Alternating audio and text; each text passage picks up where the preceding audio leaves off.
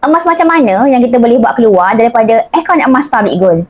Dekat Public Gold ada dua jenis emas. Satu berbentuk bulat, satu lagi berbentuk petak. Yang bulat ni dinar, yang petak ni ialah gold bar. Dua-dua emas berketurunan 999.9. Untuk gold bar, kita boleh buat keluar emas sekecil 5 gram, 10 gram, 20 gram, 50 gram dan yang paling besar 100 gram. Untuk dinar pula, kita boleh buat keluar sekecil 1/4 dinar, yang mana beratnya 1.0625 gram. Setengah dinar, 2.125 gram.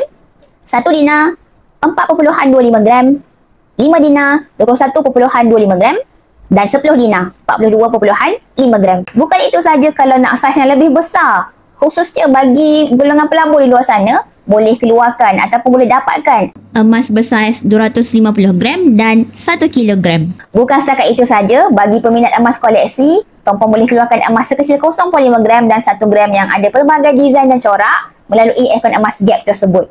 Dengan adanya pelbagai jenis, pelbagai bentuk, pelbagai desain emas fizikal Public Gold, jelas menunjukkan bahawa Public Gold sangat menggalakkan para penyimpan untuk simpan emas masing-masing dan dapatkan emas sendiri di tangan. Emas yang terbaik ialah emas yang ada dalam simpanan kita sendiri.